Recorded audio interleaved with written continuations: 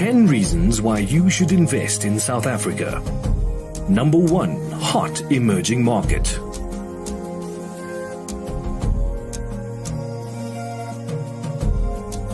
Number 2, the number 1 diversified economy in Africa. Number 3, the largest presence of multinationals on the African continent. Number 4, progressive constitution and independent judiciary. Number 5, favorable market access to global markets.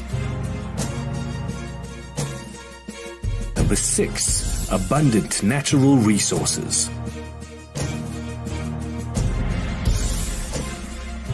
Number 7, advanced financial services and banking sector. Number 8, world-class infrastructure and logistics.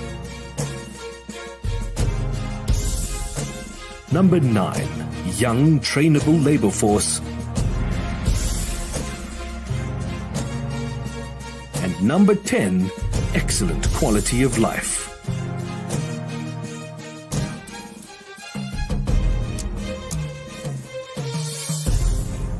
On the 25th of May, 1963, Africa made history with the foundation of the Organization of African Unity, which was the precursor to the African Union. Africa Day is intended to celebrate and acknowledge the success of the Organization of African Unity, the OAU, which is now the African Union, from its creation on the 25th of May, 1963. Africa Day is a day when Africa acknowledges the progress that it has made while reflecting on the common challenges that the continent faces in the global environment. 58 years later, we meet today in order to mark Africa Month and Africa Day, along with the rest of the African continent. This month is an opportunity to promote African unity. It's an opportunity to deepen regional integration, and it's an opportunity to recommit Africa to its common destiny. Here, Africa Say is aimed at giving a platform to authentic African voices so that we can make sincere reflections and share insights on what we can do to move Africa forward. Our guests are world-renowned thought leaders on Africa. We have Dr. Arikana and we have Professor Lumumba. And today we're going to be having an honest reflection from their opinion on where Africa comes from and where Africa should go. We also have questions from you as the esteemed audience, and we encourage those of you who have not sent questions to continue to send them through our YouTube channel, our Facebook page, and we have some who are joining through Zoom. So welcome, ladies and gentlemen.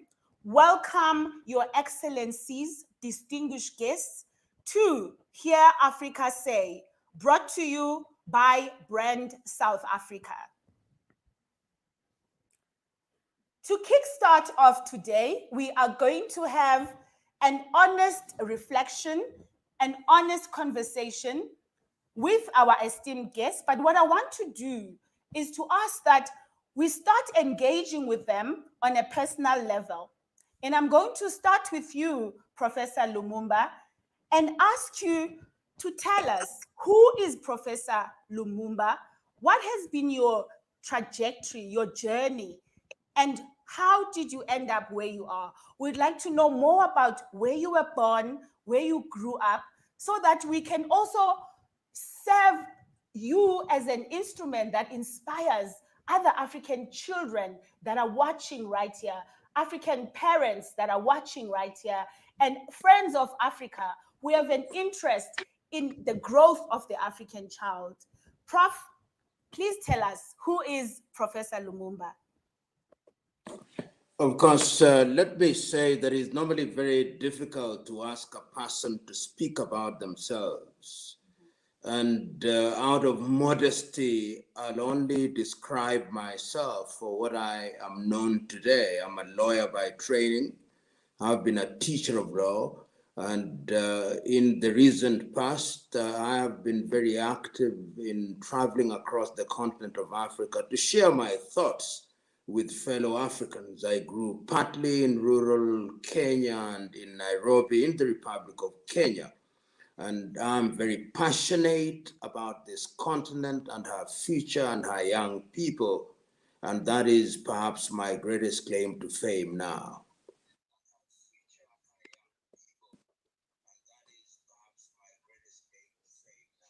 Thank you very much, Prof. We appreciate that. And we appreciate your being an authentic voice for the African continent. Let us go to Her Excellency, Dr. Arikana, and ask you, we fondly call you Ma'am. We ask you, Ma'am, to tell us, who is Dr. Arikana? Where did you grow up? What has inspired you? My name is Arikana Chiombori. I was born in a small village called Chivu in Zimbabwe. Immigrated to the United States donkey years ago.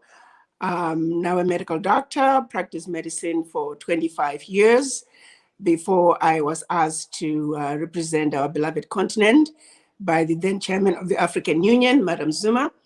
I was the African Union permanent representative to the United States in the Americas for 3 years. And now I'm out and I've started an organization called African Diaspora Development Institute, which is designed to be the bridge between the African diaspora around the world and the beloved continent. The reason for that is the realization that the brain drain out of Africa, which started over 400 years ago, has left the continent without the needed capacity for us to build the Africa that we want. The realization that no amount of money put onto the continent is going to give us the desired results of building an Africa for us by us.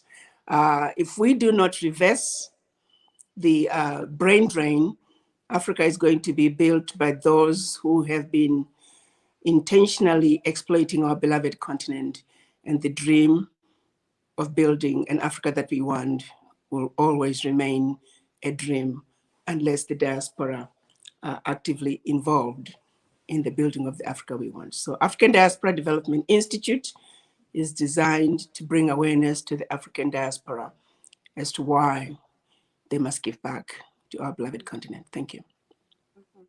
Thank you very much, Her Excellency.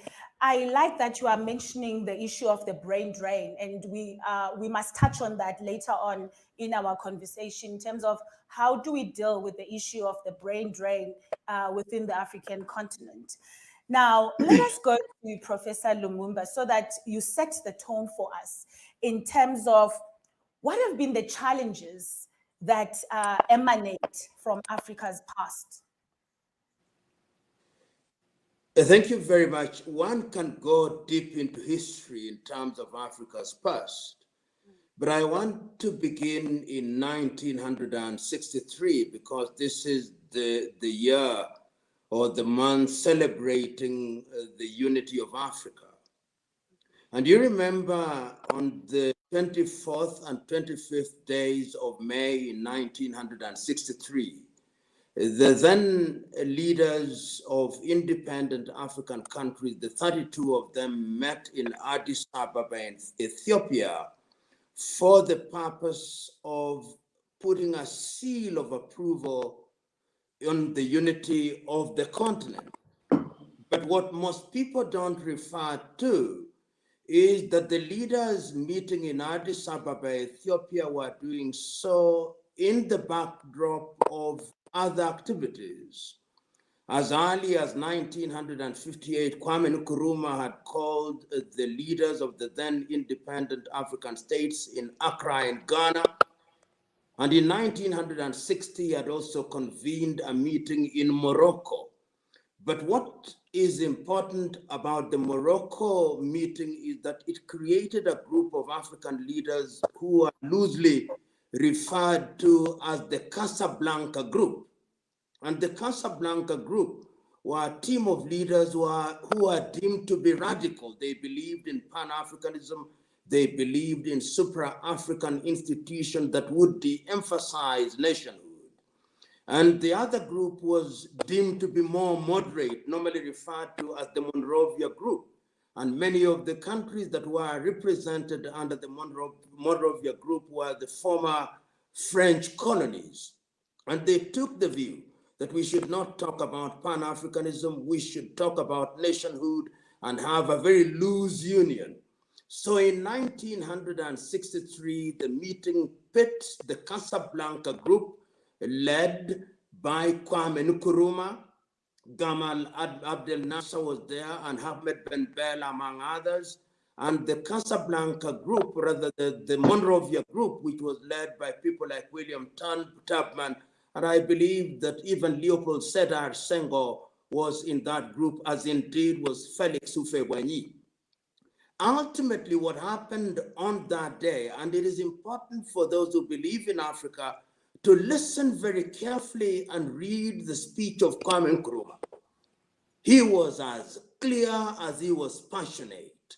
He told those who were sitting on that day, if we do not unite, the colonizers will come back again. We must leave this meeting with a united country, with a united continent, with one army, with one currency, with one capital, and he even suggested that the capital of the United Africa should be in Bangui in Central African Republic, or Leopold, now known as Kinshasa in the Democratic Republic of Congo. Of course, Nkrumah's view did not carry the day, and we ended up with a very watered down organization known as the Organization of African Unity. And you and me and those of you who are students of history will remember that it is that Organization of African Unity that was described as a toothless bulldog and an annual jamboree of African leaders whose greatest claim to fame is that they cooled down every time there was a hot issue to be dealt with. It was then succeeded, as we know, by the African Union. So I believe that history formed the bedrock of the kind of scenario in which we find ourselves even as we celebrate African Day, that we got more than we thought we should have got in 1963, particularly because of the agitation of the Monrovia Group.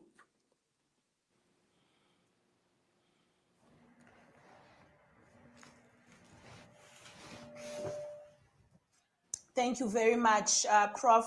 Thank you for that background and some great insights. And I know that you have, in the recent past, also shared an apology to Dr. Kwame Nkrumah on how, as Africans, we have not managed to live up to his vision. But we will get into that later on in the discussion. Thank you for that.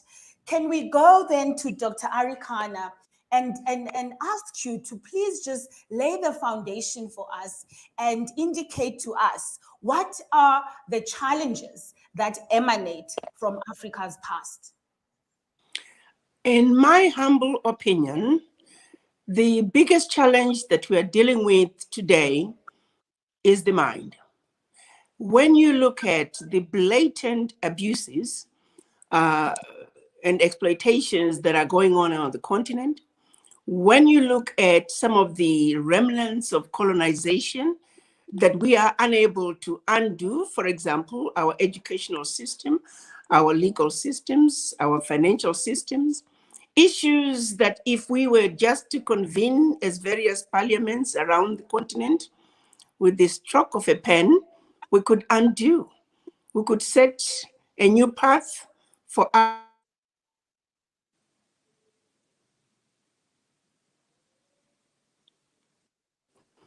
The issue that we are dealing with is the mind.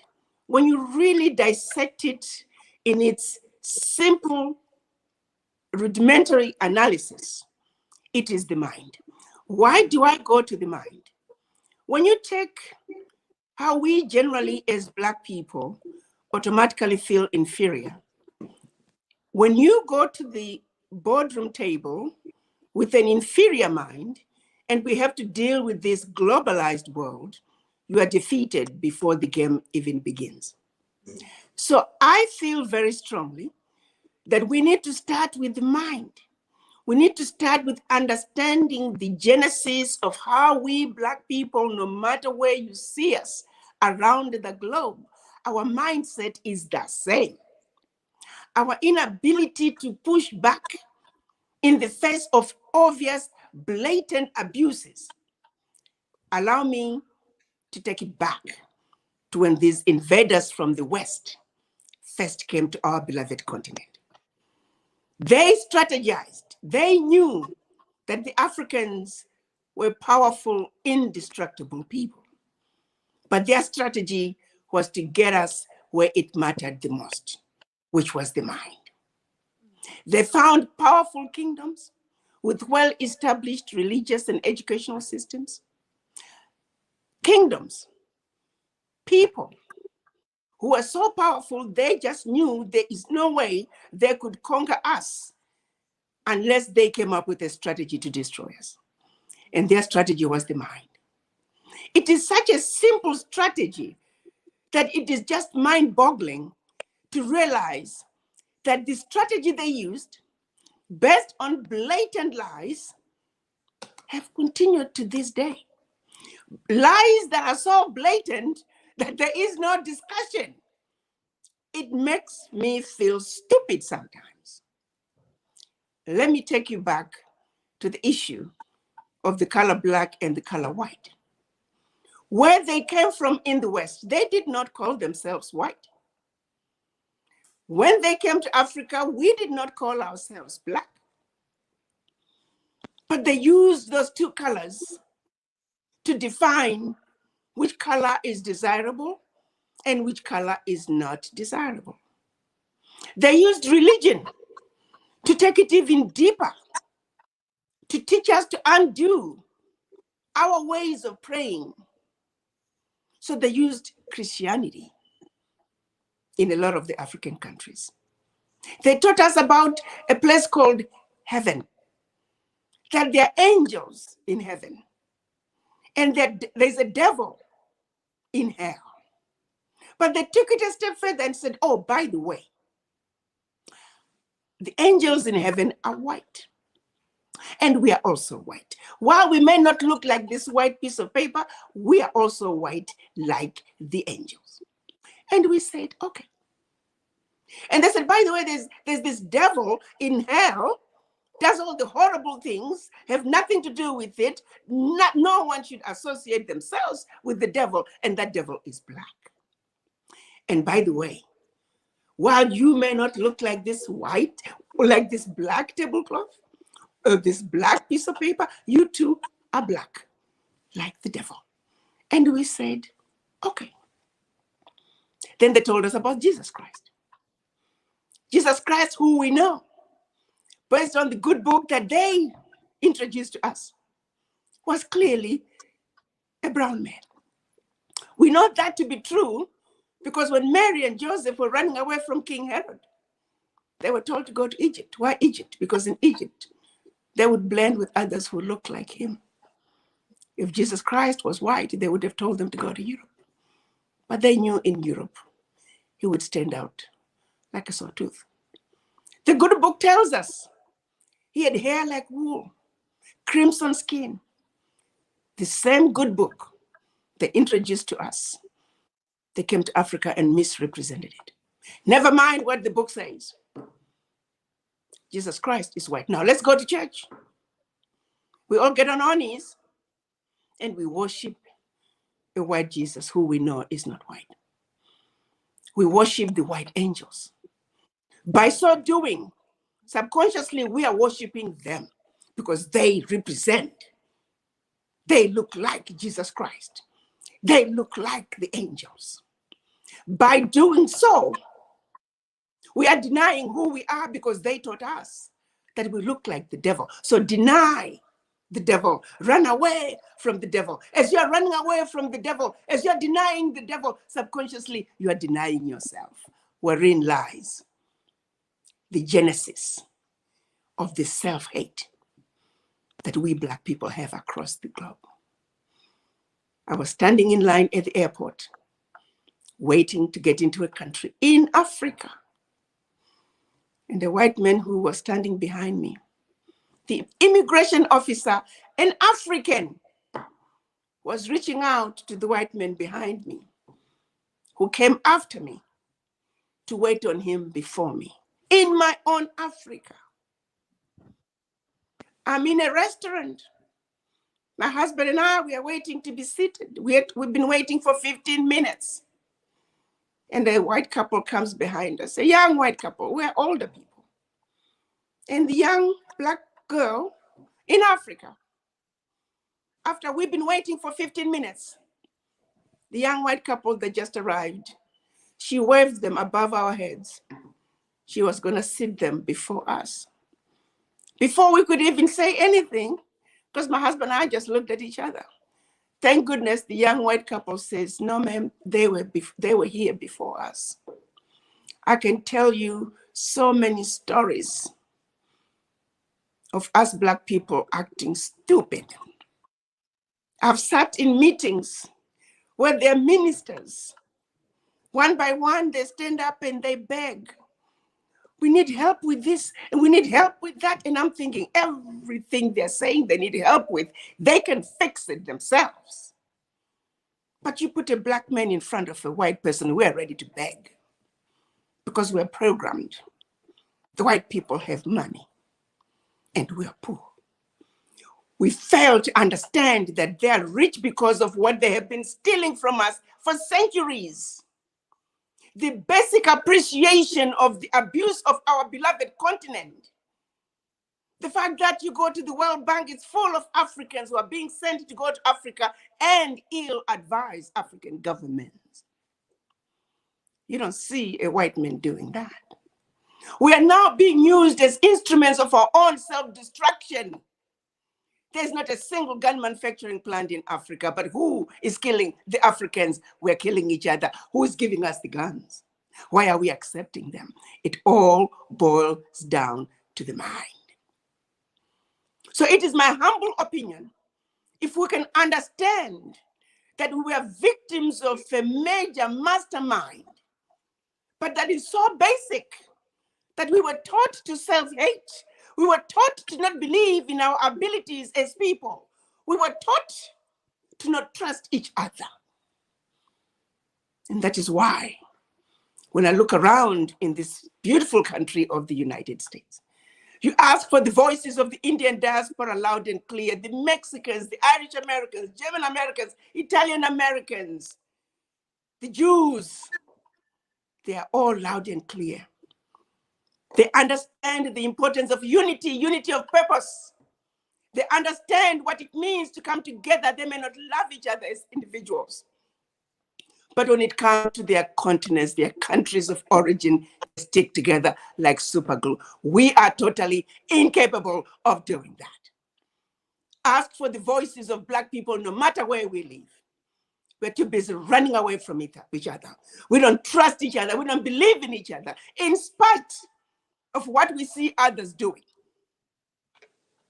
Our self-hate is deep, and it is part of that strategy that was put in place when the invaders from the West visited our beloved continent. Thank you very much, Dr. Arikana. There are calls on our YouTube streaming that this is indeed a lecture. This is lesson 101 on Africa's past. And we thank you for your contribution, and particularly the issue of the need for Africans to free their mind. Thank you for that. Thank you for those who have joined us on YouTube. Thank you for those who have joined us on Facebook, and those who have joined us on Zoom as well. Thank you very much. Now, it is often said that challenges are a gateway for opportunities. We can learn from our challenges. Both Prof and Her Excellency Dr. Arikana have shared the challenges that emanate from our past. And I now would like to ask the question, what are the opportunities that we can get given the past that Africa has? Prof has often used the word, what would be the salvation for African civilization? Let me hand over to you, Prof, to start in answering that question of how these challenges can be turned into opportunities for the African continent. Thank you very much. Let us begin, of course, by associating myself with Dr. Arikana and saying that our problem is the state of our mind. Remember that the continent of Africa is the only continent in the world that is still referred to in these terms: Anglophone, Francophone, Lusophone, Arabophone.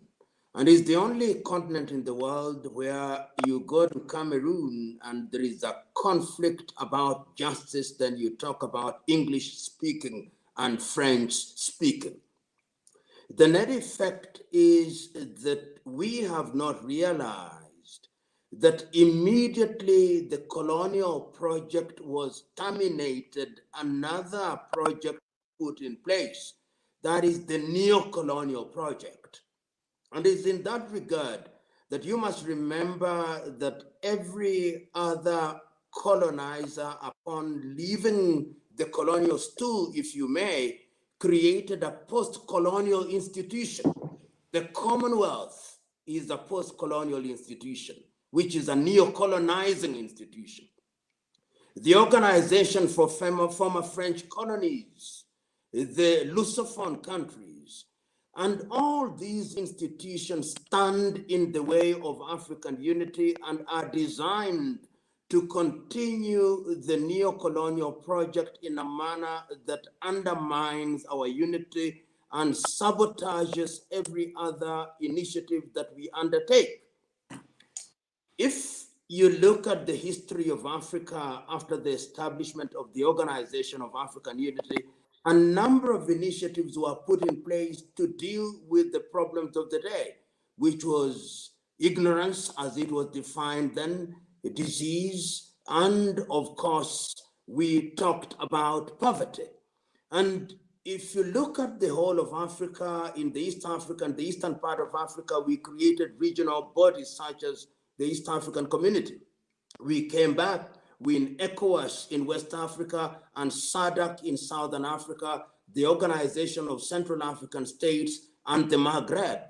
And ultimately, all these were designed and were meant to operate under the aegis of the Organization of African Union, or rather of the Organization of African Unity, before it transformed into the African Union. You see, as early as the 1960s, segueing into 1970s, having identified our problems, we begin to engage in activities that are designed to liberate us economically. And Kwame Nkrumah once again stands out in this regard. That is how he comes up with the recognition that energy is necessary, the building of the Akosombo Dam. You see it in Egypt with Gamal Abdel Nasser. You see it with Julius Kambarage Nyerere in Tanzania coming up with Ujamaa. You see it with Kenneth David Kaunda in Zambia. You see it with Modibo Keita in Mali. You see it with Ahmed Ben Bella in Algeria. And later you see it with Samora Moises Machel, and much later in the 80s with Thomas Sankara. And all these individuals are saying one thing, that flag independence in and of itself is not sufficient. And there is a plethora of activities which are of an economic kind, which are sabotaged almost immediately. Any African leader who wants to talk about political or rather economic liberation is eliminated. That is how you understand the elimination of Patrice Emery Lumumba in 1961, the overthrow of Sylvanus Olympio in Togo in 1963, the subsequent removal of Ahmed Ben Bella in Algeria, the coup against Kwame Nkrumah in 1966, the coup in Nigeria in 1967, the elimination and the coup against Modibo Keita and Amilcar Cabral, and one can go on and on. But even in the midst of all those things, we can see initiatives, some of them taking place in the 1960s, some of them in 1970, but you can still see the hand of the erstwhile colonizer. Look at the Lomé Convention in 1975. It's about cooperation between Europe and Africa and the Caribbeans. So they are not satisfied just with dealing with Africans in the mother continent, they go into the diaspora. Then you look at the Cotonou Agreement, it does the same thing. But in 1980, Africans are now saying that if we are to realize our potential, we must do something that are truly Afrocentric. And in 1980, you see the Lagos Plan of Action, whose raison d'etre is to ensure that we reduce our independence on foreign reliance. But once again, these individuals in the West are masters at dividing us. They remind us, as Samora Moses Machel said in Mozambique, that you are colonized by the English, therefore affinity is to England. You are colonized by the French, and therefore your affinity is to Paris. You are colonized by the Belgians, therefore your affinity is to Brussels. You are colonized by the Portuguese, therefore your affinity is to Lisbon. And all these things serve to undermine our activities, which begs the question that you have posed. Where are the opportunities? The opportunities lies in our recognition that as long as we allow ourselves to be manipulated by the erstwhile colonizers, as long as we emphasize the Bismarckian boundaries that we inherited, as long as we think, as Arikana has already said, that our salvation lies in our having bowls in our hand and begging from outside, as long as we do not decolonize our minds, we will always have satellite states. And let me conclude answering your question by referring you to a very recent event. When the president of Chad, Idriss Déby Itno, was being buried, the president of France, Macron, attended that funeral. You listen to the individual. He talked to the Chadians as if Chad was a province of France. And remember, the French in their unguarded moments still refer to the former French colonies as territoire de haute mer. These are foreign territories. And recently, you saw the foreign secretary or the secretary of state of the United States talking virtually to the president of Kenya and to the president of Nigeria. And he was so condescending. And to lend credence to what my sister, Dr. Arikana, is saying, what did the Nigerian president ask of Blinken? Move the American High Command from Stuttgart in the Federal Republic of Germany to Africa. That is what undermines our every activity, and until and unless we recognize that we have the intellectual wherewithal, that we have the ability to do things for ourselves, we'll always be manipulated. The new manipulator in the block are the Chinese, and I do not blame them, I blame us.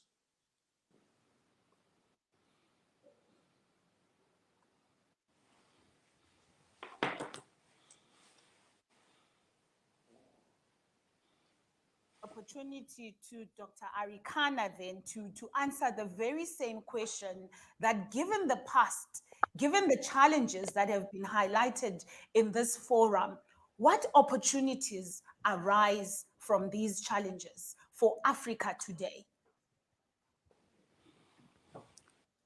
The opportunities that we need to realize are the fact that Africa at this moment It is a continent that is endowed with the most riches the world could ever think of. We have the most untapped of 80% of the world's natural resources. We have over 65% of the arable land in the world. We have the largest, youngest workforce. At every level, when you look at the world that has depleted most of its natural resources, the rest of the world is now looking to Africa for their future. We are actually the envy of the world. The problem is we don't even realize that the world is very envious of the Africans. We must understand that we are being made to believe that we are defective people who need fixing. It's contrary to what is really on the ground. What's needed is for us to realize what we have and understand that it is within ourselves to take care of ourselves and address African issues with African solutions. So where are the opportunities? The opportunities, I hate to sound like a broken record, it starts with the mind. If we can heal our minds and begin to understand what is really going on, understanding the world financial systems and how they're keeping Africa down, understanding the world trade policies and how they're keeping Africa down, understanding that the colonizers have never really left Africa, understanding that Africa as it stands today, we are not in control of our economies, that we need to get involved in the ownership of those pillars of development in every country. To clarify the point I'm trying to underscore, because there's no point in understanding what's going on if you don't, there's no point in being in a position to do something about your situation, but you don't understand how you got to be where you are, and you don't understand what is really going on today. If you look at, let's start with the colonizers never having left Africa. In any given African country, the majority of the employers outside the government are the multinationals who have been in your country prior to independence. If you were colonized by the British, those are British companies. If we're colonized by the Portuguese, by the Germans, by the French, those are the major employers in your country. At independence, they just lay low, but they've never left. They're still mining. They're still running most of the industry. 75% of the minerals being traded at the London Stock Exchange are coming from Africa. So we need to strategize and see how we can get into manufacturing, get into mining, those pillars of development that are currently owned by the same people who have been oppressing us. How do we strategize to get ourselves into ownership of the pillars of development? Because we can talk all we want, but if we don't get into these sectors, we're always going to be noisemakers. I like to agree with Professor Lumumba when he says he doesn't blame the Chinese. The Chinese are taking advantage of our Africa because we are missing in action. I was talking to the managing director for the Zambian Development Agency. He said, Ambassador, every day I go to work, I have Chinese lined up outside my office. Not even Zambians are lining up, let alone Africans or African diaspora. So what are we supposed to do? We need development in our countries, but our people are not coming in to take advantage of the opportunities. That's one. The other issue is a lot of these contracts are contractor funded, and that brings us to issue problem number 2. So not only are we not organized in these meaningful associations, we also don't have the funding. Because if we were to be organized meaningfully, we could then pull our resources together. So we're defeated because we don't have the funding to participate in the bidding process for these contracts. So where are the opportunities? The opportunities start with the realization that where we are defeated is unity of purpose. Having associations that we can pull our funds together so we can realize that when we begin to compete financially, we can begin to take over those pillars of development within our countries. The way things are today, it is very difficult for us as Africans to get into those areas, those sectors, those pillars of development, because we are defeated financially. We must understand that the one thing that was denied Black people around the globe, no matter where you see us, it could be in Papua New Guinea, it could be in Brazil, in Africa, in the United States, in Europe, in China. The one thing that we were denied is economic liberation. That was intentional. How then do we regroup and build our own financial nucleus? Because as long as we're still having an idea and going to them for funding, we're still enslaved. So it goes back to, how do we create those meaningful relationships? It goes back to what we are doing as ADDI, bringing diaspora together. 1 million diaspora with $1,000, that's $1 billion. Is that easy? That equates to $85 a month for 1 year, from 1 million diaspora only. Now let's take 2 million diaspora. Let's take 5 million diaspora doing that, keeping in mind we have about 400 million African diaspora outside Africa. I like to focus on African diaspora because African diaspora are like a curveball for the West. These are funds that are coming from as many people who are citizens of as many countries around the world. So those sorts of funds are very difficult to mess with. If we try to strategize as small countries, they have strategies to take us down.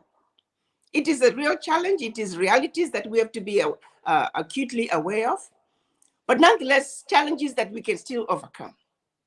But understanding our real challenges in a very realistic way, and then looking at what we need to do, which is ownership, true ownership.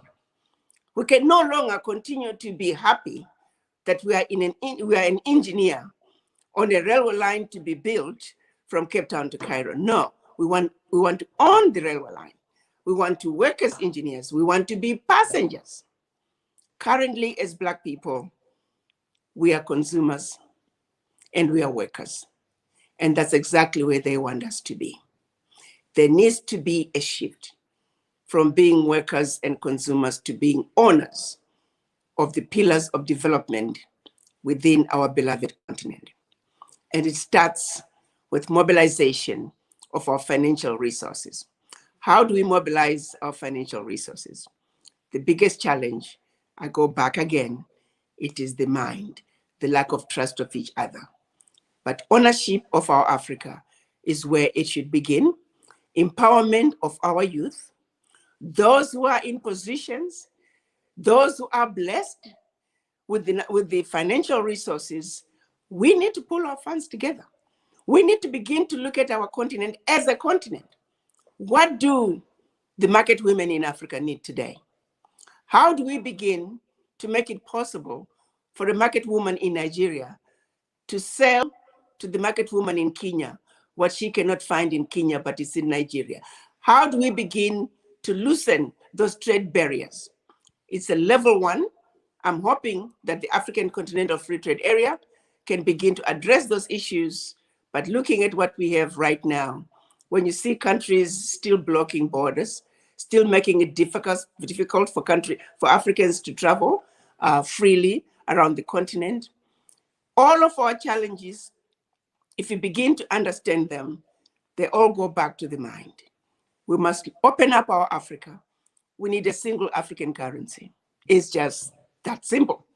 We can't talk about the AFCFTA and still have 44 different currencies. We can't talk about a single Africa if we still have to carry a passport to travel around our country.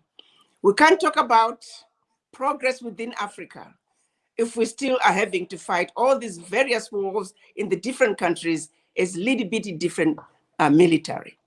Africa needs to truly begin to look at what are the needs of the continent. How do we move 1.27 billion people Let's have a strategy for that. How do we feed 1.27 billion people? Let's have a strategy for that. How do we house? How do we clothe 1.27 billion people? That thinking outside the box is what's really going to give us the results that we desire. But as long as Togo is strategizing for Togo, as long as Djibouti is strategizing for Djibouti, we are defeated before the game even begins.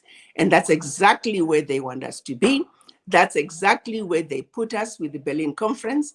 And that's why it saddens me to think of 130 years later since the Berlin Conference, we're still suffering from the effects of the Berlin Conference. So again, our challenges, while there are many, there are challenges that we can address. But for us to be able to address these simple challenges, like border issues, need for a passport, single currency, single monetary policy, single stock exchange, basic things that we should just do automatically. It goes back to the mind, because we get so divided. The French are coming in. If you're Francophone, so to speak, why do we even call ourselves Francophone? If we're Anglophone, look at ECOWAS and the ECO in West Africa. They can't come to an agreement on something that is so obvious and so terribly needed. I don't want to sound like a broken record. Our problem goes back to the mind. Our ability to solve our problems, it starts with the mind. I'm sorry to say, but it is saddening, it is disappointing, it is frustrating. And as a mother, you look at it and say, my children, what happened? Why can't we wake up from this slumber? Why can't we wake up and say enough is enough? We got to come together. We got to trust each other. And we've got to protect and defend each other against these invaders. How long are we going to continue to mistrust each other, to not believe in each other? How long are we going to continue to be stupid and continue to do the same things over and over and expecting a different result? Albert Einstein called it insanity. I would hope we can all look in the mirror and say insanity no more. Thank you very much, Dr. Arikana. I'm reminded of Dr. Kwame Nkrumah when he said that Africa needs African solutions to African problems. We're going to go on a break, and then we are going to come to bring together Professor Lumumba. I know Prof usually talks about how Africa is no longer at ease. And I would like us to reconcile this discussion so that what Dr. Arikana has reflected on the Africa Continental Free Trade Area we can get the view from Professor Lumumba in terms of what does the Africa Continental Free Trade Agreement mean for Africa? And I'd also like us to discuss that we have had the first African and the first woman, for that matter, to lead the World Trade Organization. What does that mean for Africa after the break?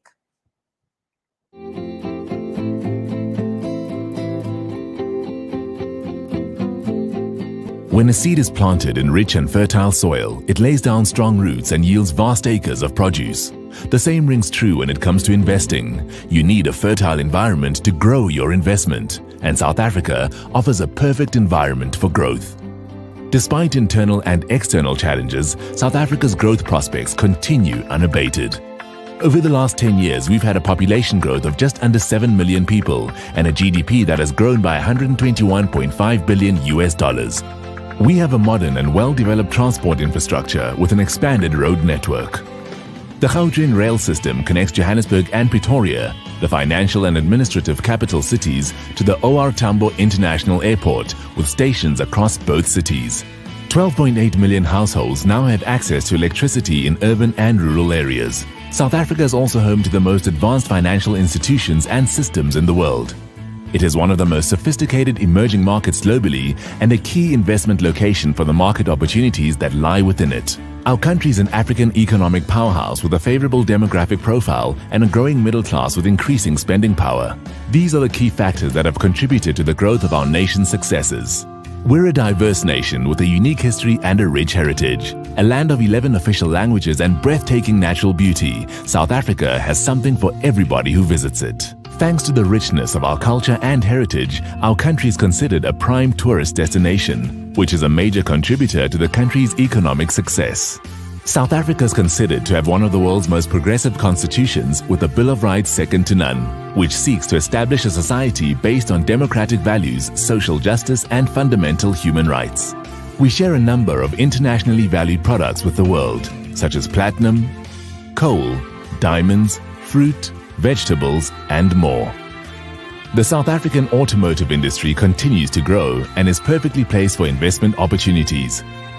We are leading manufacturers of global car brands such as BMW, Mercedes-Benz, Volkswagen, and Toyota, with production plants across the country. We have one of the most advanced port infrastructures in Africa, allowing for the easy flow of goods in and out of the country. In the last 5 years, exports have increased from 500 to more than 900 billion rand, reflecting the increase in demand for locally produced goods that leave our shores via road, rail, air, or sea. Our nation is home to a number of international airports, most notably OR Tambo International Airport, Cape Town International Airport, and King Shaka International Airport in Durban, all transporting and welcoming millions of visitors to and from our shores for both business and pleasure. We're a nation of entrepreneurs, innovators, skilled workers, and artisans. We are early adopters of technology, continuously embracing new innovations. We're the incubator of local and foreign businesses and ideas that have taken root here and flourished beyond our borders into Africa and the world at large. When deciding where to invest, ensure that you plant your investment in an environment where the conditions for growth are favorable. Choose an environment where your investment can lay down strong roots and grow. Choose South Africa. South Africa, inspiring new ways.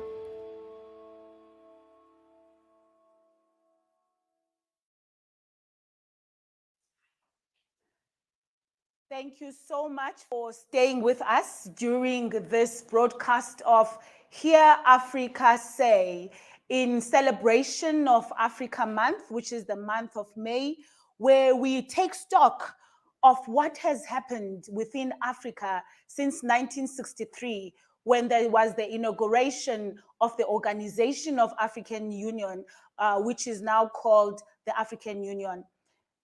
We have Her Excellency, Dr. Arikana, and Professor Lumumba. Professor Lumumba, Dr. Arikana has just touched briefly on the implications of the Africa Continental Free Trade Area. Can you just share your views in this regard? And we've also had a question here from one of the viewers, Mrs. Amam Kosi, who says, what does Dr. Ngozi Okonjo-Iweala's WTO appointment mean for Africa trade and the African Continental Free Trade Agreement in particular? She's asking, does it mean anything? And what would they put, if you had to reflect, what would you put as top of her agenda from an African perspective? Thank you very much. Let me pick it up from where Dr. Arikana left it in terms of opportunities before I come to the FCTA.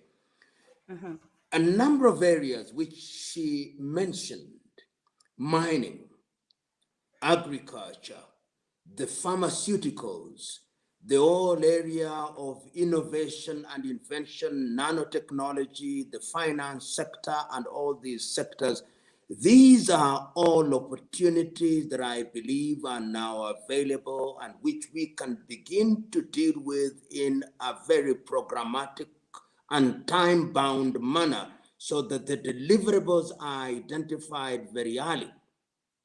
And it comes at a time when Africa has largely recognized that her long-time health not only requires but demands that she addresses her urgent needs from an Afrocentric standpoint, and also roping in Africans in the diaspora. And what people don't know, Africa is in this situation at a time when there are very useful Africans occupying very important positions in very important bodies. Dr. Ngozi Okonjo-Iweala is the WTO. Dr. Trewodros is at the head of the World Health Organization.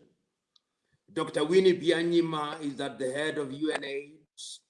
Dr. Kilumi Adenshina is at the head of African Development Bank. And all these, I think, the stars are aligning in a very useful way. The question is, how do we use them? The African Continental Free Trade Area has begun its operations in Accra, Ghana in the month of January. But the question is it just going to be another body which is embroiled and tied down in meetings and seminars and conferences without more? There is that danger. Dr. Wamkele Mene, who is the head of it from South Africa, and I've had occasion of communicating to him and told him, you must be a crusader. And when you are a crusader, also be prepared that your head is on the chopping board. In other words, are you going to ensure that under the aegis of the Africa Continental Free Trade Area, we are going to eliminate tariff and non-tariff barriers? That Nigeria is not going to close the border between her and Togo and Ghana? That Kenya is not going to close our border between her and Tanzania, and Rwanda is not going to do the same with Tanzania and Zambia? That we are going to have common policies? And I believe that in order to take advantage of the promises of SCTFA, and remember, SCTFA is not a new thing. It is the same thing that Kwame Nkrumah was speaking about in 1963. It is the same thing that we spoke about under the Lagos Plan of Action in 1980. So going forward, what we need to do is to have time-bound activities which are defined so that we use the instrument of the Africa Continental Free Trade Area to animate the regions. ECOWAS must be animated, SADC must be animated, the East African Community must be animated, IGAD must be animated, COMESA must be animated, and of course the Maghreb and Central Africa, and we must identify the deliverables. And if you permit me, look at a narrow area right now, courtesy of COVID. Africa is now relying on vaccines. If it is not Johnson's, it's Moderna. If it is not Moderna, it's AstraZeneca. If it is not AstraZeneca, it's Sinopharm. If it is not Sinopharm, it is Sputnik. And yet little Cuba has produced a vaccine.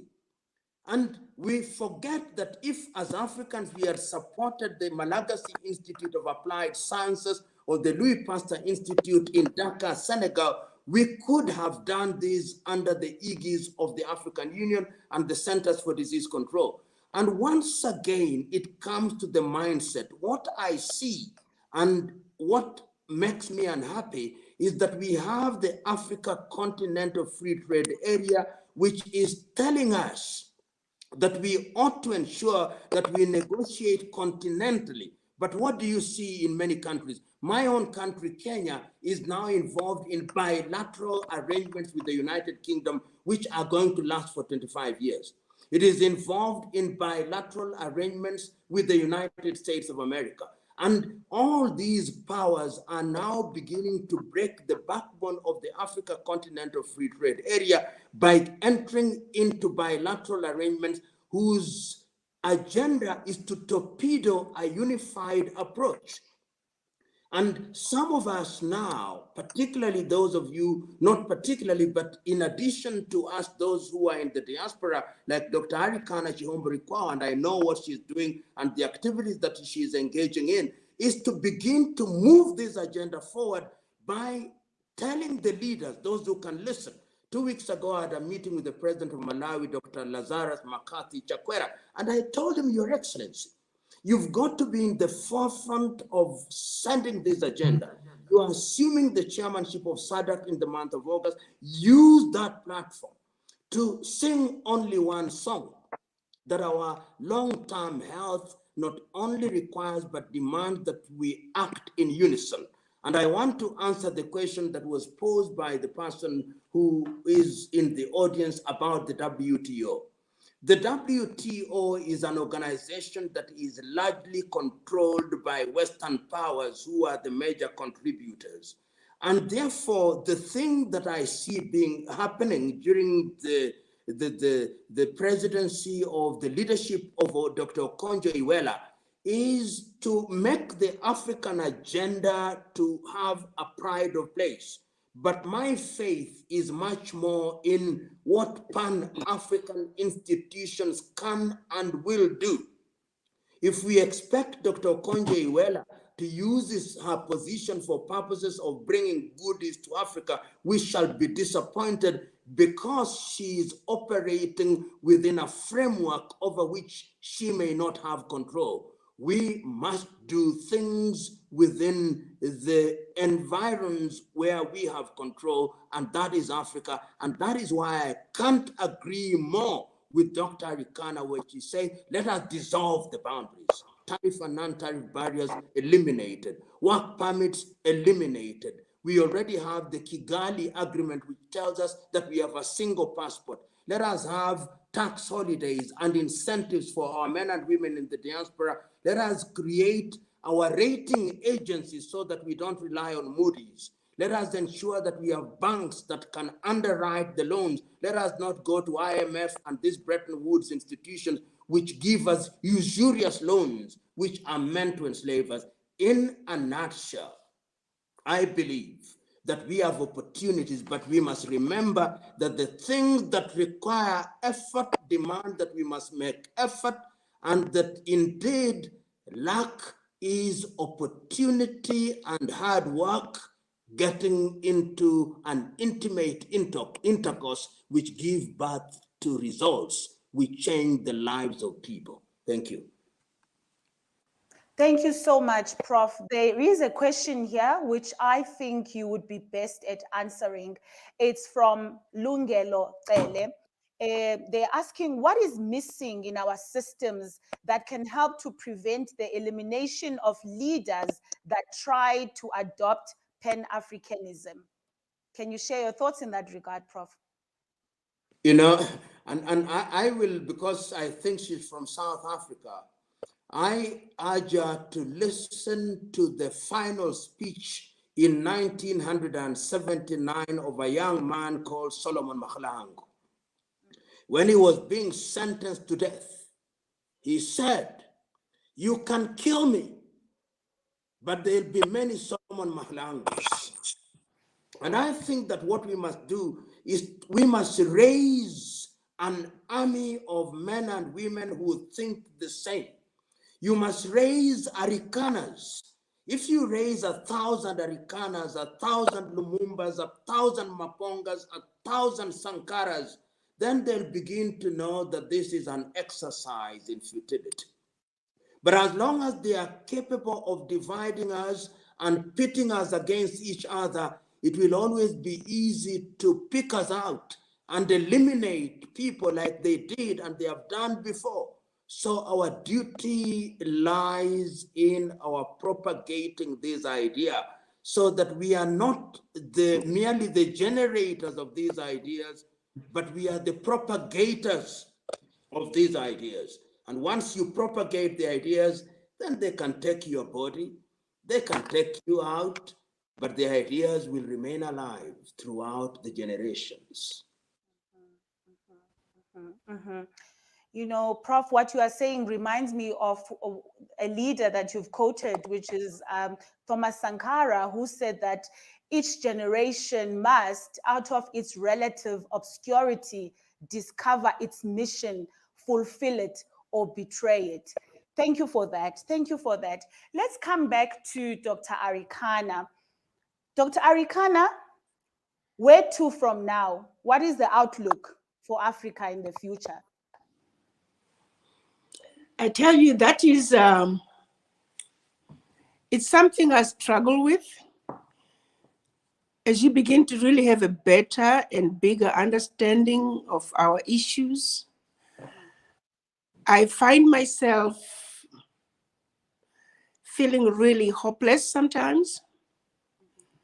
when you look at the challenges and in our inability to address some of the most basic issues, I can't help but say it all boils down to two issues, which is unity and our inability to pool our financial resources together. How do we overcome our mental barriers? How do we overcome the mental barriers? Because when you look at Africa's issues, there are millions of very simple issues that could be addressed in a very simple way. If only we could unite. If only we could work together. I was amazed as I was watching China during the pandemic. They were able to build a 1,000-bed hospital in 5 days. As I was watching and wondering, the coordination and strategizing and the spirit of togetherness and the commitment that came to play to build a 1,000-bed hospital in 5 days. To go from land to a facility that was treating people in 5 days. From those digging the foundation, pouring of the concrete, bringing it wherever it was coming from, to those working on the drywall, the roofers, those working on bringing in the beds and the needles and the gauze and the syringes. Can you imagine the level of coordination that it took to put everything needed in a hospital together in 5 days? That is what is needed in Africa. Can something like that have been done in Africa? The answer is no. So what saddens me is, why can't we do that? We got simple issues. If you take healthcare, simple malaria. Why can't we clean up? If we just clean up our cities, we could eliminate malaria to a great extent. Why can't we keep our cities clean? Those are some of the things that we're capable of doing. We could cut the healthcare budget in half if we could just work on going back to the basics. What we spend a lot of money out in the West calling it organic. We can just eat what we have always eaten, organic food. So as I stop and think about what's next, where do we go from here? I get frustrated because we're incapable of taking care of some of the very basic issues. Our ministers of education, why haven't they changed the curriculum so we can get rid of these colonial textbooks? We can begin to teach our children our history so they know. We can begin to undo the damage, starting with them when they are young.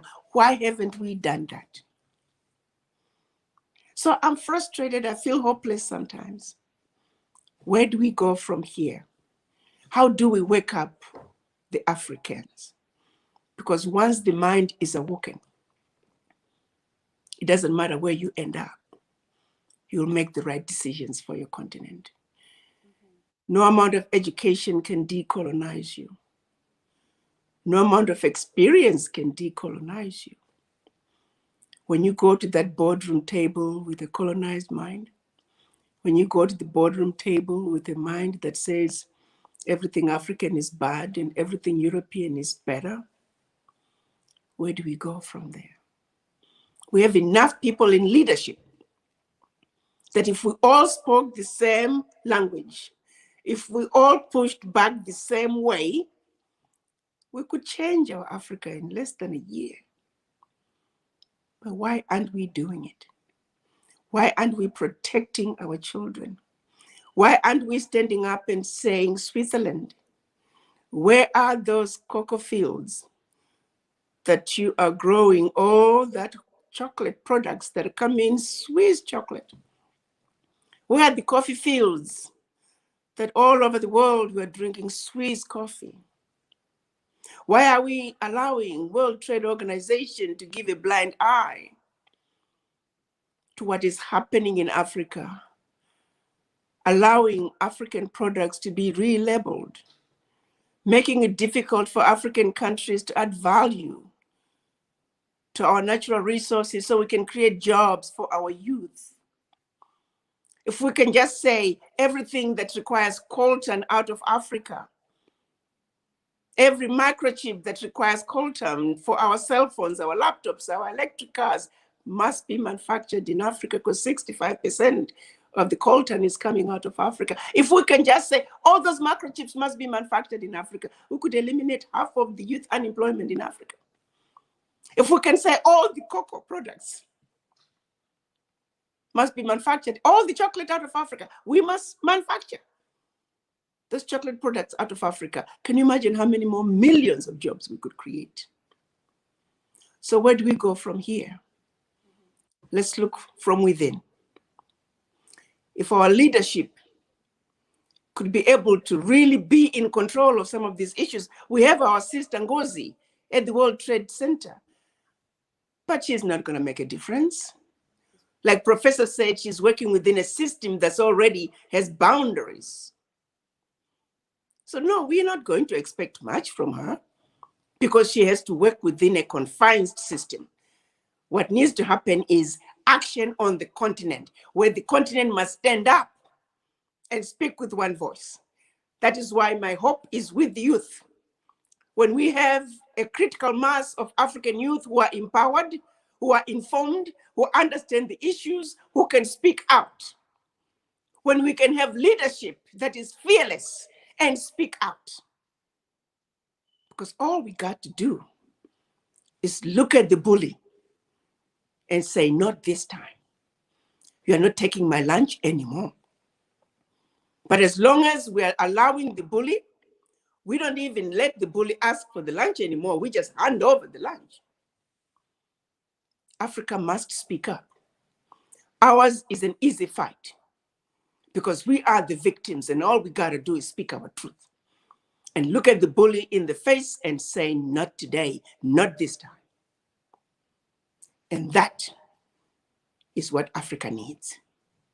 Speak up and stand up to the bully. If we can accomplish that, then we break those barriers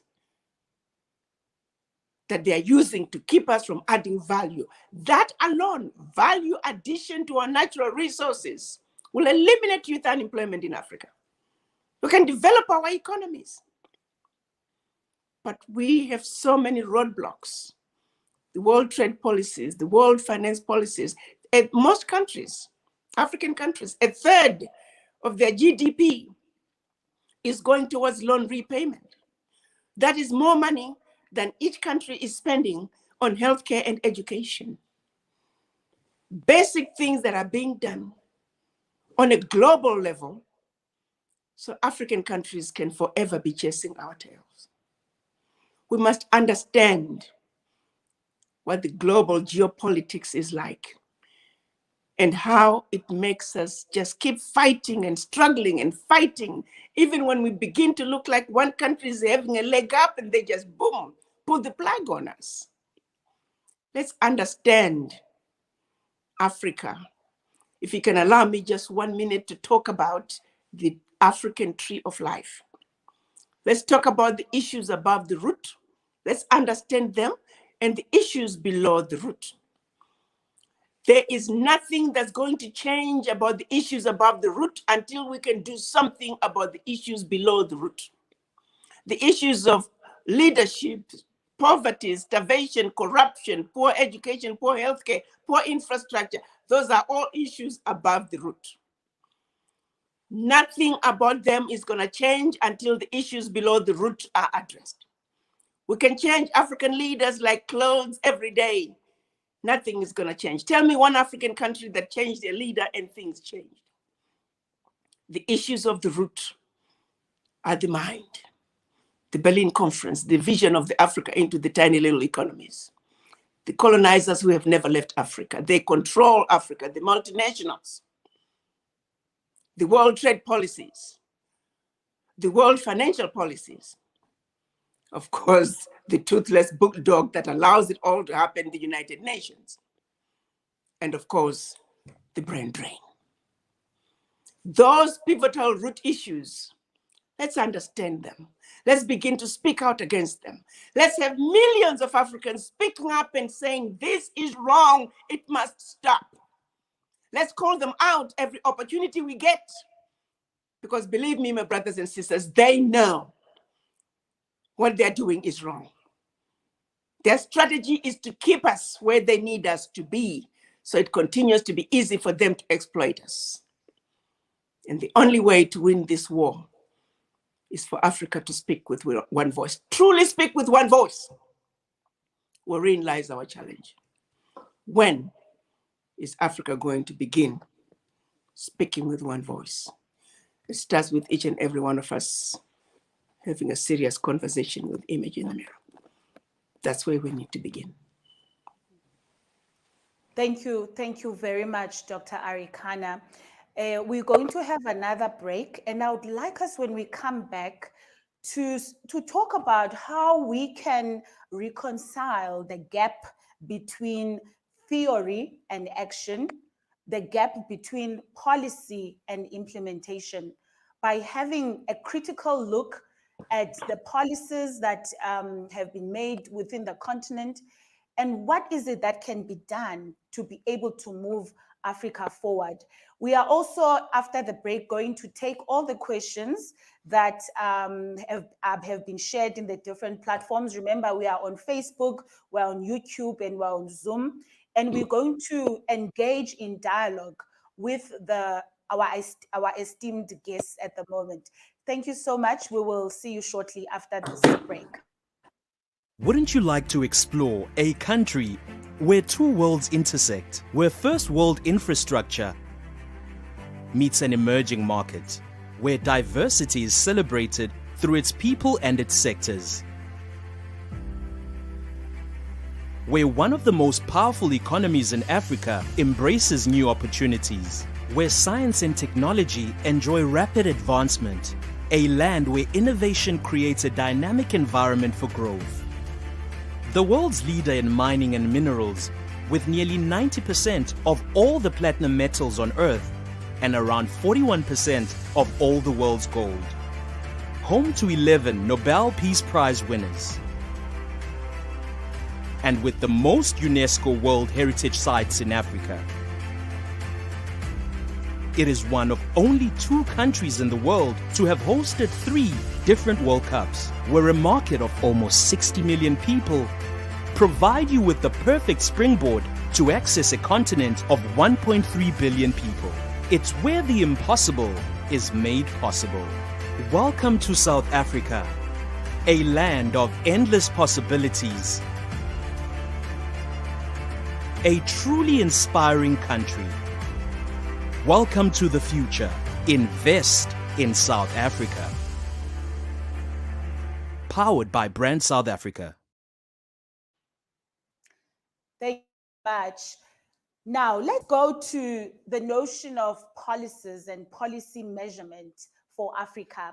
And we have a question from Tepile Mukhanedi, who says that Africa has always been measured and defined through others' standards in terms of development and progress. And all these measures are defined and developed by others as a measure of Africa. Tepile is asking, when will Africa develop measures for Africa that indicate the understanding and the appreciation of the value of African wisdom and resources? She's asking, when will Africa start a positive value-driven narrative of Africa? And why does Africa feel the need for assimilation into other values and never creating a positive African identity? Tepile Mukhanedi is asking, why do we always adopt policies and standards and never set our own? What is your reflection there, Professor Lumumba? Let me begin from where Dr. Arikana stopped when she made her contribution. And in fact, at the beginning of her contribution, the mind is the standard of the man and the woman. And Sepile, what we must recognize is that if you don't define yourself, you will be defined by others. So Africa is defined by CNN, Africa is defined by Al Jazeera, is defined by Radio France, defined by Deutsche Welle. We must define ourselves and what we want.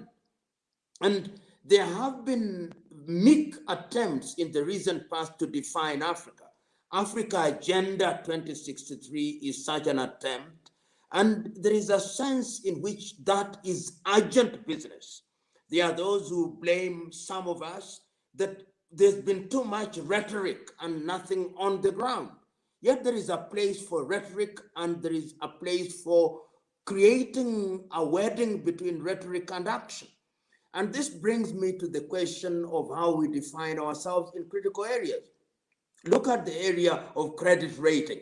All Africans are looking to Moody's to declare whether our economies are BB or CC or AA for purposes of lending. The African Union can do this and we can learn from others. Look at the way the Chinese define themselves. Look at the way the South Koreans define themselves.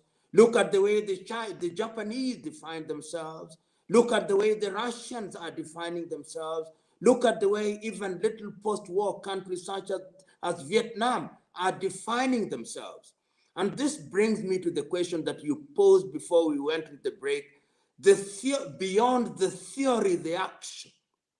And in as much as Africa can be depressing at times, there is a sense in which a number of things are beginning to happen in Africa, which energizes me.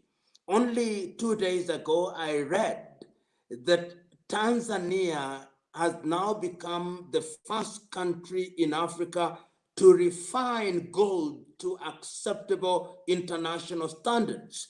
450 kilograms they can now do from Mwanza in Tanzania. And it took the action of their former president, John Joseph Pombe Magufuli, to say that Barrick and other Western organizations in the mining sector have exploited us for too long.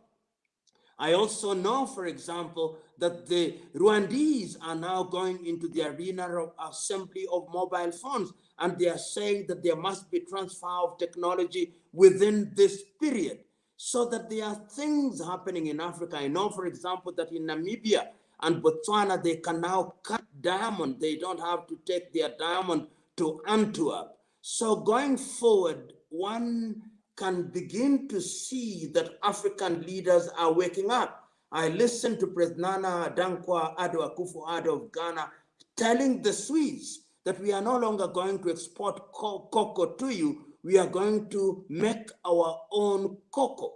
And that is the kind of thing that we need in order to ensure that we are not only operating at the theoretical plane.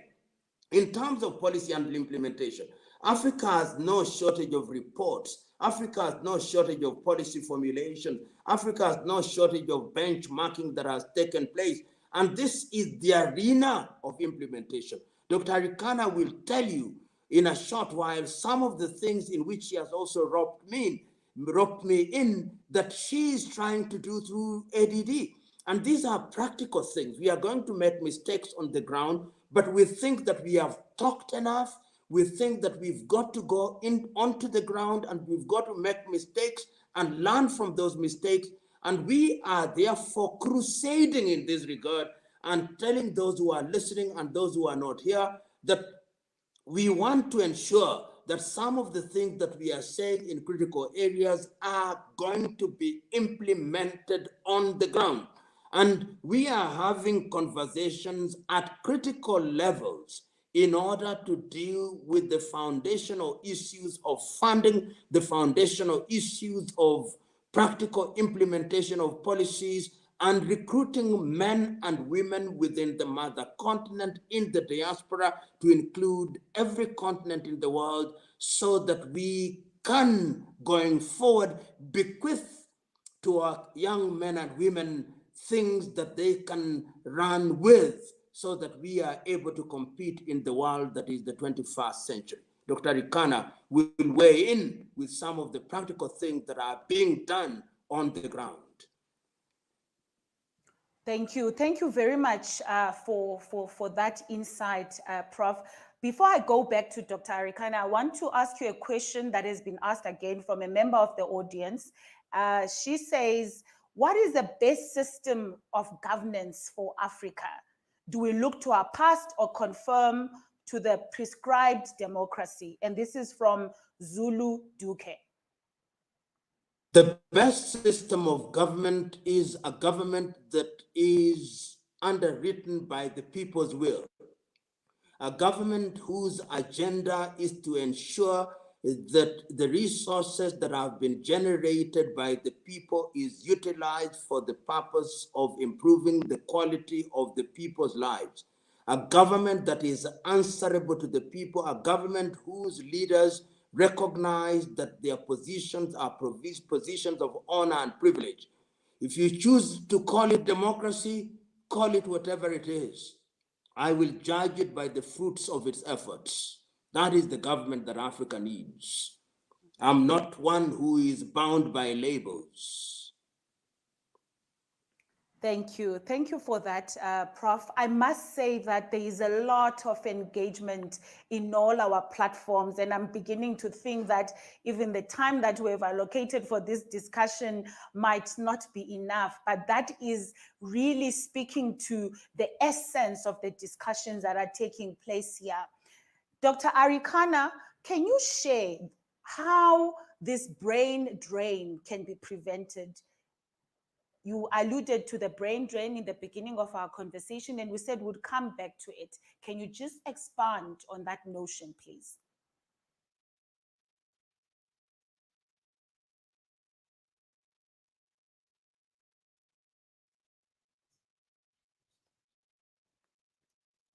Dr. Arikana, I believe you are muted.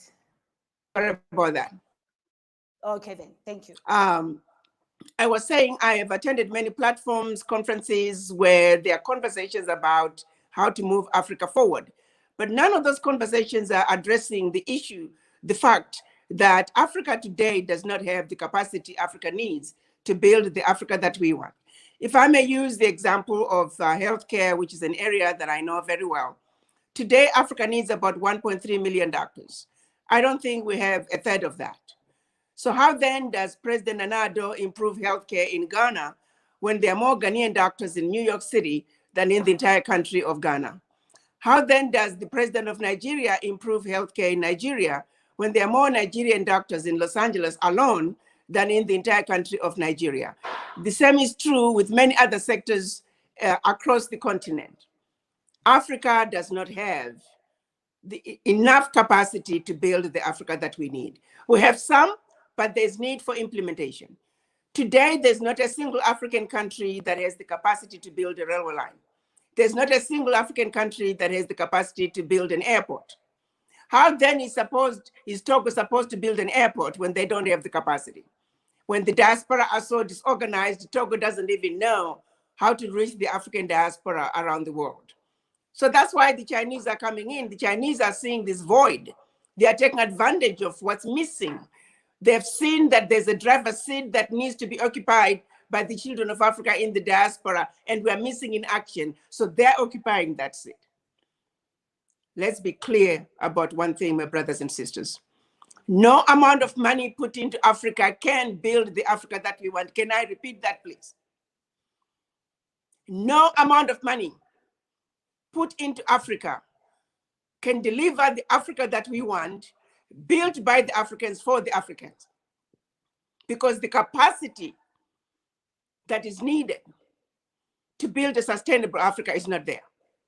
What is there are the outsiders whose sole purpose is to exploit Africa and never to build a sustainable Africa. So if we are going to build a sustainable Africa, let's understand our Africa for what is really going on the ground. President Nana Addo thought the way to improve healthcare in Ghana was to build more hospitals or renovate old ones. Well, guess what he quickly found out? Half of those walls were sitting empty. not because there were no patients, but because there were no doctors. That is the reality on the ground. So what is the solution? Understand that the brain drain out of Africa started over 400 years ago with the children of Africa who were being taken out of Africa as slaves. Remember, when they were choosing which Africans to take out as slaves, they chose the fittest, the smartest, that who they felt would sustain and survive the rigorous journey across the Atlantic, followed by those who have left Africa in recent years in search of greener pastures, some running away from famine and wars.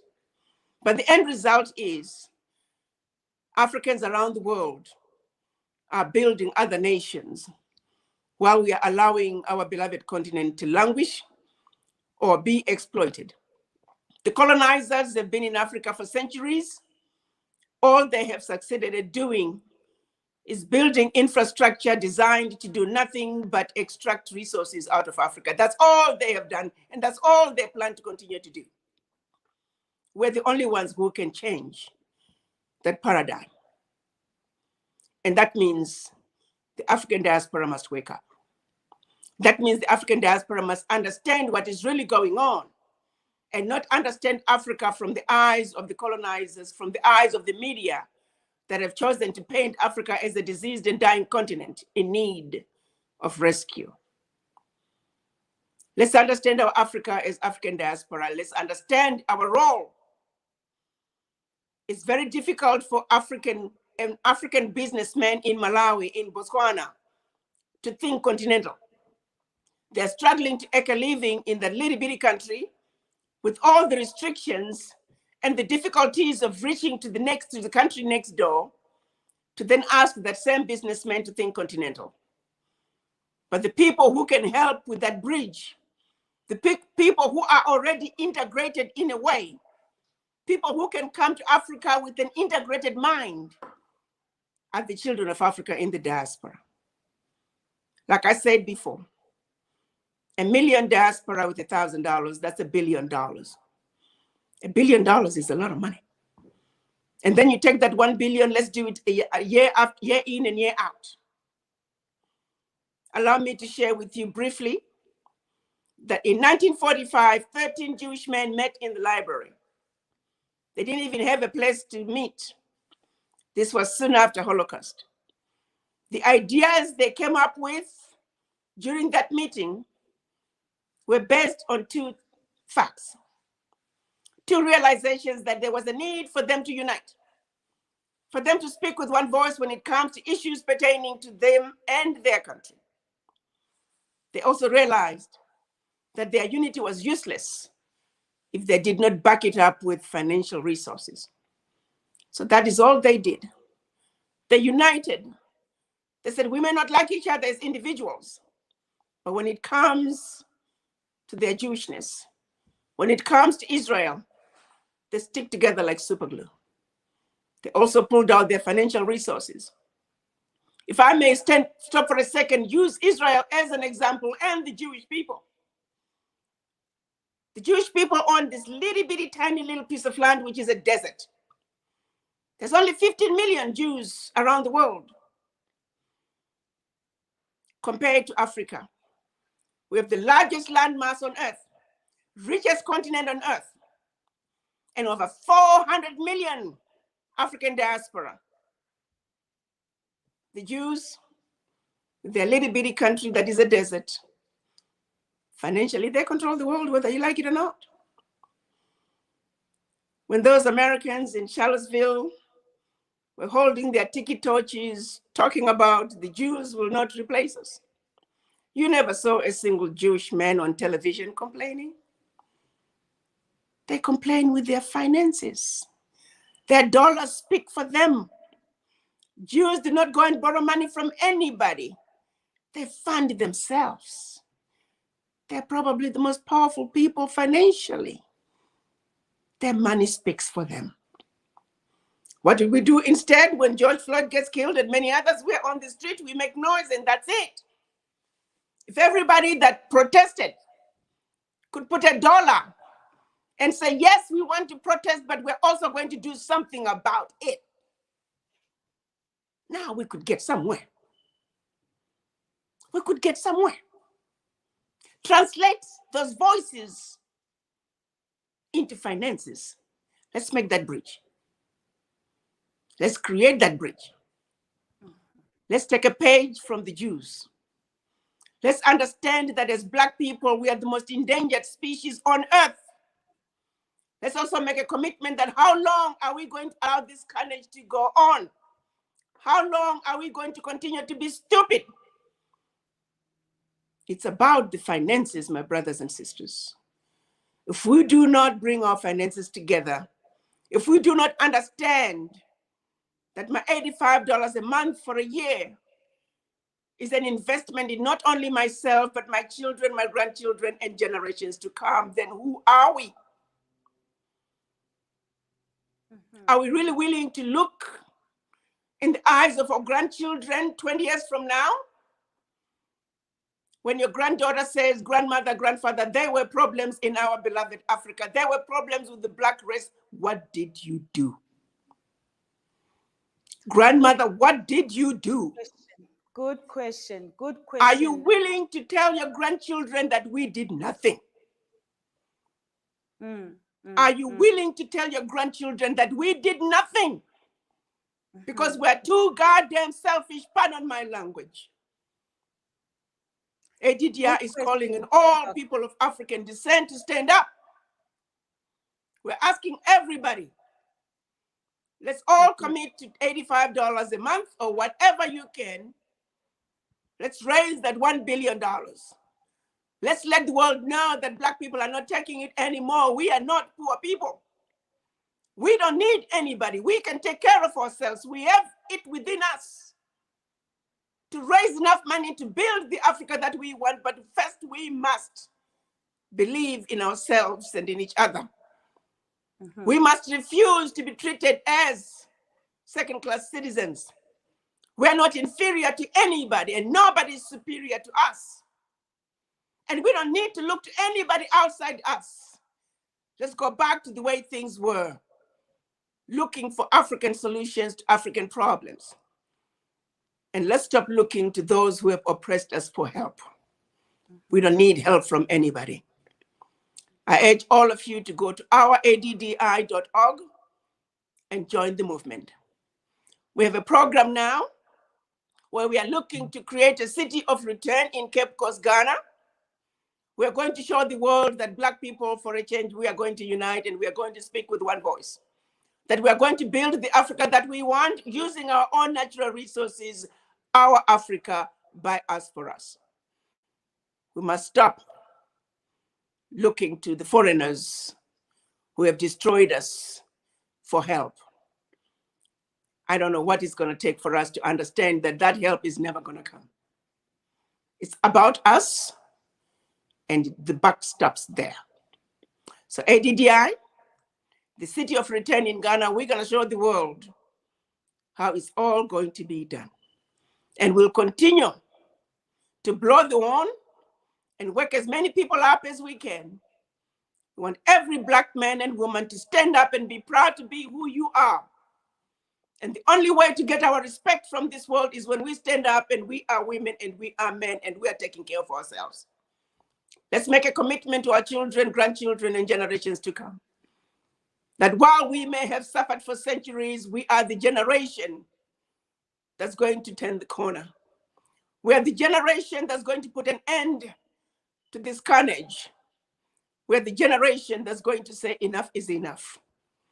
Moving forward, it's about us, looking out for us, and that the self-hate and mistrust of each other must come to an end. And that's why I must end with, once again, asking each and every one of us, having a conversation with the image in the mirror and asking yourself, why do I think the way I do? Why do I feel inferior? Answer that question. As a Black man and as a Black woman, you are the mother and father of humanity. Without you, there would not be humanity as we know it. Therefore, you belong on the tallest pedestal. You don't need anybody to put you on that pedestal because you belong there. And the buck stops there. No one can replace us because we are indestructible. The proud, the beautiful, intelligent, sophisticated, highly adaptable, and totally indestructible Africans. Thank you. Thank you very much, Dr. Arikana. As both you and Prof. Lumumba have been speaking, there is an idea that's being raised by one of the people who are viewing, who is saying, is it possible to please urgently start an online school of African think tanks to pass the knowledge of the two guests that we have today? So Prof and Her Excellency, Doctor, there's a clarion call for you to think about. Let us move on and handle some of the questions that have come through. We have a question here, and I would like Professor Lumumba to please answer it for us. It says, Prof, Africa has been powering the rest of the world with its natural resources for centuries, much often to Africa's demise. And it says one of these being the most African economies being natural resource dependent. And the question goes on further to say, considering the current challenges with this kind of economic model, what are your thoughts on the opportunities that exist for Africa's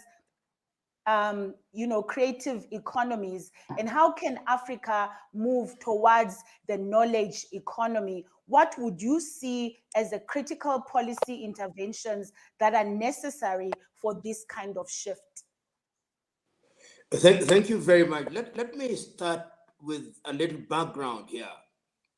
If you look at the map of Africa as it is now, and you look at the infrastructure, you look at the railway lines, whether those railway lines or roads are in West Africa or in Southern Africa or in Eastern Africa or in Northern Africa, the railways were always directed toward the ports, because whatever mineral resources were mined from the heart of Africa would then be shipped to the colonizers, where if it is not in Germany, is in France, it is in the United Kingdom, or any of those Western powers. We are now beginning to see an Africa that is becoming alive. In the last few years, I've now seen agreements being entered into by Uganda and Tanzania to have pipelines from Uganda to Tanzania. Only today, the president of Tanzania, who is visiting Kenya as I speak, signed an agreement with the Kenyan government to have a gas pipeline from Dar es Salaam to Mombasa for power generation. So one of the things that we must do is to use the resources that we have to power activities. And a critical area in this regard is power generation. We talk about manufacturing, for example, and I can tell you that Iran generates more electricity than all sub-Saharan African countries combined, excluding South Africa. Korea does the same. So one of the things that we have to do going forward is to go into that arena and harness our solar energy, harness our wind energy, ensure that we have geothermal energy, ensure that we exploit our hydroelectric power energy, because that is the only way in which you can begin to talk about manufacturing in a meaningful way. And you've talked about a number of sectors. You go into the knowledge sector, into the area of patenting.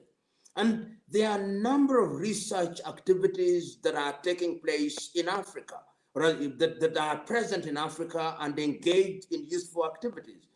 In the year, on the 27th day of April, the year 2001, in Abuja, in Nigeria, African countries sat down and said that they were going to ensure that 15% of their budgets would go into the health sector. That would ensure that countries engage in research for medicine, for malaria, for Ebola, for dengue, for measles, and all that. It is only Rwanda, if I'm right, that ever achieved that 15%. So if you want to talk about the knowledge industry, African governments must invest in research and development. Research is critical and must be financed. And how is that going to be done? The governments must incentivize our kith and kin in the diaspora. They must incentivize the private sector, and it's only through those initiatives that you are going to have resources that will be deployed in that sector. If you go into the creative industry, if you look at the creative industry, which is a multi-billion-dollar industry, look at Hollywood, for example.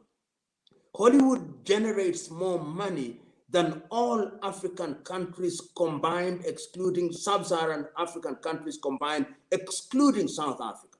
Nigeria has recently gotten into the arena through Nollywood and those other areas. And I'm saying that if you look at Africa today in terms of creativity, in terms of our ability to use our natural talents, we are unrivaled. Our only problem is that we are disorganized. So that in addition to our low self-esteem, one of the things that we must do is to ensure that we are organized, that we are deliberate, that we are purposeful, that we are targeted, that we are conscious. That is only through organization that we can achieve what we want. And I have no doubt in my mind that if we do that, if we can't do it under the aegis of the African Union, which is a very weak and poorly run organization, we can start block by block. And block by block, I mean that SADC does it as SADC, East African Community as East African Community, ECOWAS as ECOWAS, Central Africa as Central Africa, and of course, the North as the North. And we must also learn to patent our own thing. How did China become what it is now? Japan, South Korea, is through reverse engineering, not reinventing the wheel.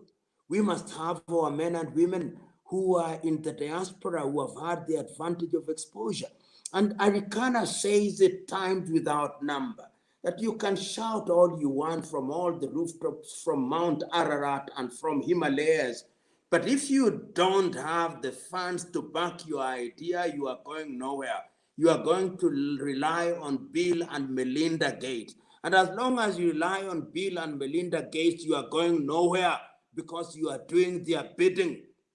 It is our time now to marshal our men and women who have the resources, intellectual and other resources, to move into the creative industry and help it, to move into the knowledge industry and help it. And when you talk about the knowledge industry, as I conclude, you are talking about all sectors. You are talking about seeds in agriculture.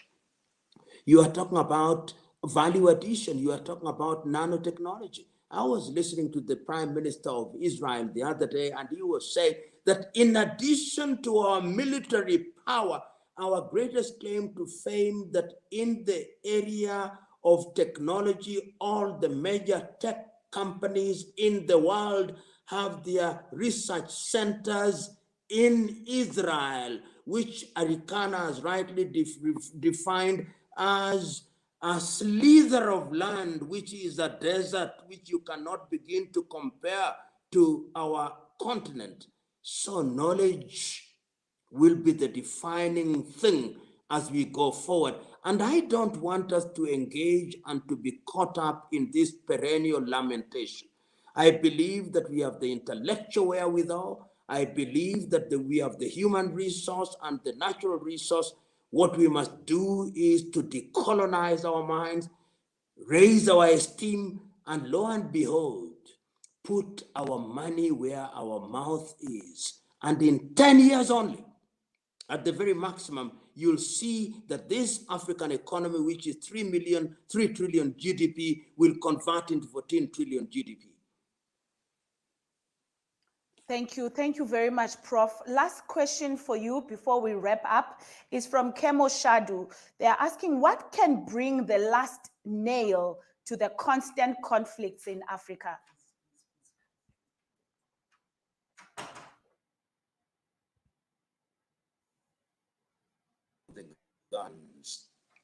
We did not silence the guns, and the decade starting 2021 has now been declared as the decade of the silencing of the guns.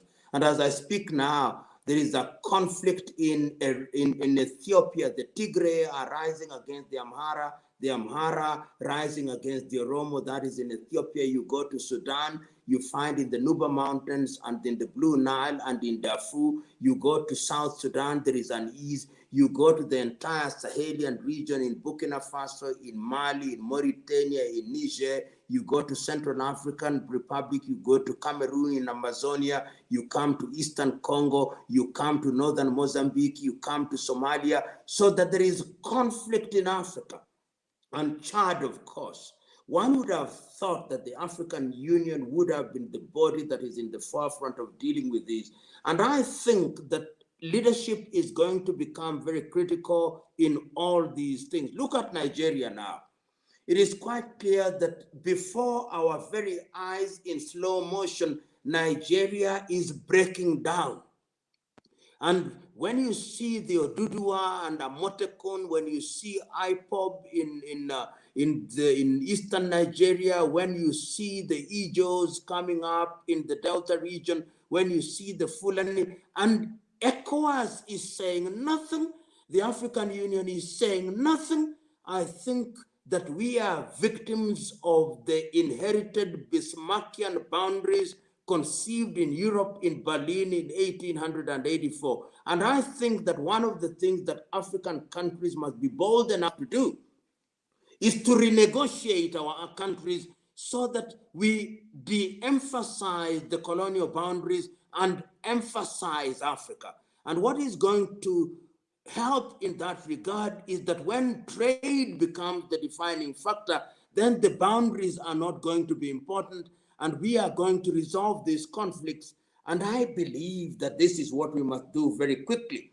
Otherwise, we are going to have fratricidal wars, which are going to hamstring our attempts at realizing socioeconomic and political development. And that is why I must say this. I am thoroughly disappointed with the leadership at the African Union, which is so bureaucratic, so comatose in its approach, that is not crusading and is not helping the agenda moving forward. In a nutshell, I'm saying that we must address these conflicts and we must identify the leaders who have stood up in this regard. And in this regard, I believe that former heads of state, and there is no shortage of heads of state, they have a role to play. Olusegun Obasanjo may now be old, but I think he has a role for Johnson Sirleaf, Festus Mogae, Joaquim Chissano, Jakaya Mrisho Kikwete in Tanzania. All these individuals must emerge from their cocoons and begin to do something about what is happening in Africa. In the business arena, we must begin to see people coming out. Africans in the diaspora must begin to rise up, because we must call these individuals to order.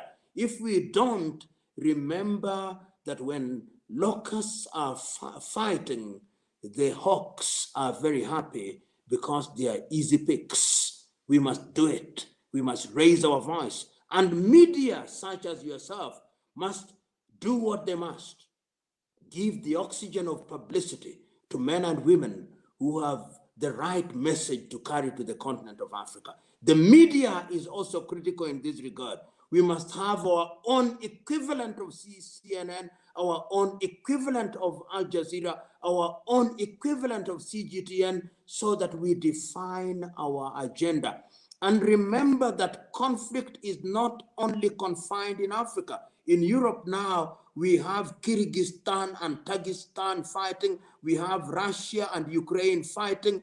We have it all over. So we must not assume that conflict is only within Africa. Is how we manage those conflicts that will define how we liberate them ourselves from their shackles. We can and we must do it for the sake of this generation and generations yet to be born.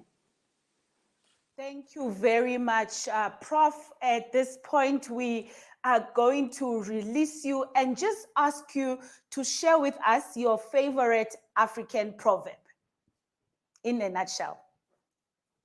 There, you know, when you ask me about a favorite African proverb, it brings me back to the man whom I read in 1978, Chinua Achebe.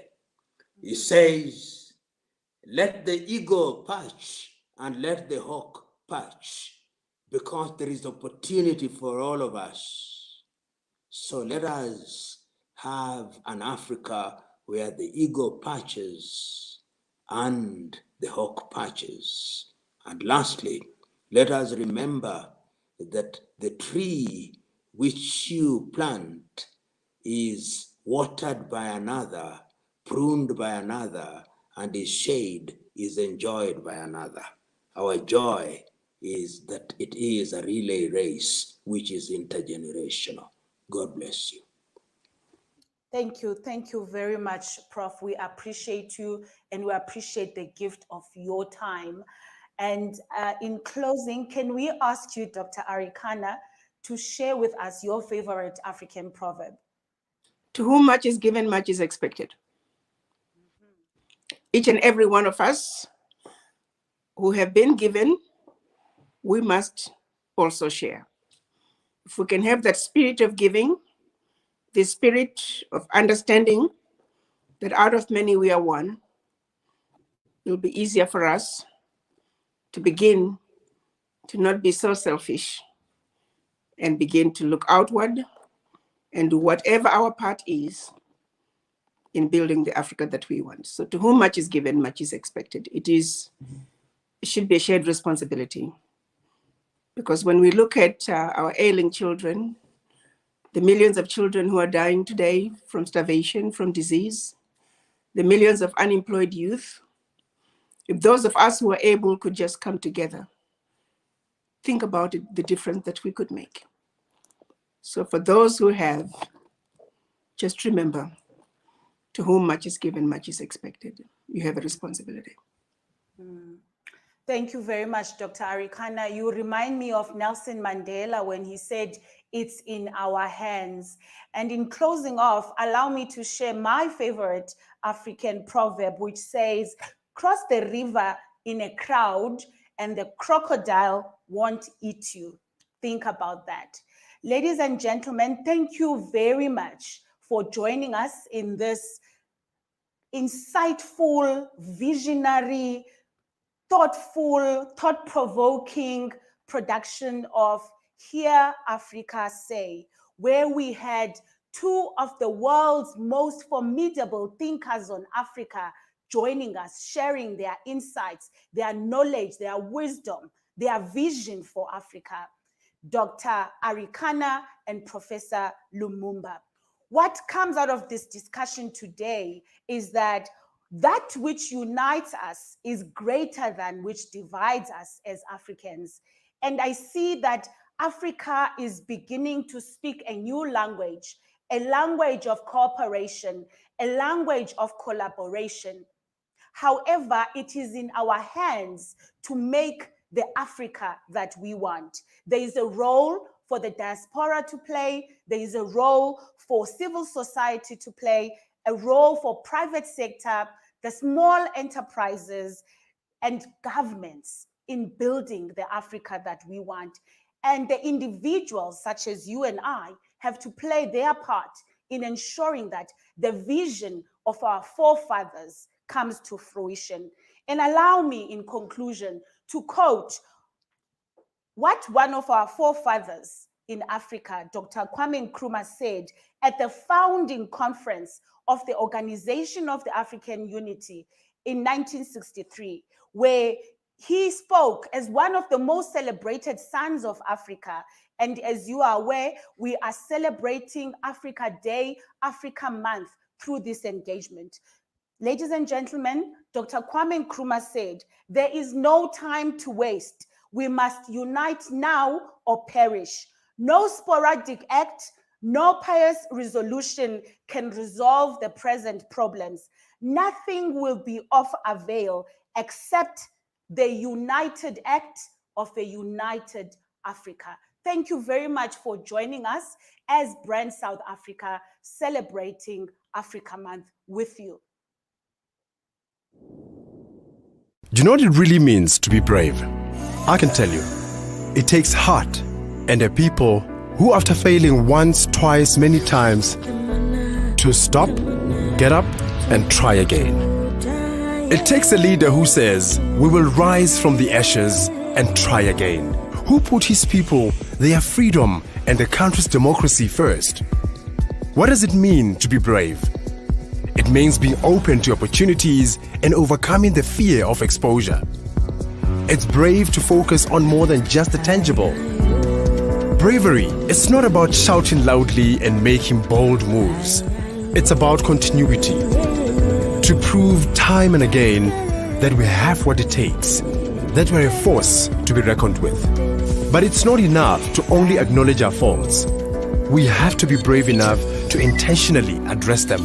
This is the year in which we will turn the tide on corruption. Because it takes bravery to keep going, to keep growing. It takes bravery to take a stand in the midst of a revolution, to take a leap of faith in a climate of opportunity, and stand at the ready for what the future might bring. To welcome those who push the boundaries, and being open to the unknown, because it takes bravery to realize potential.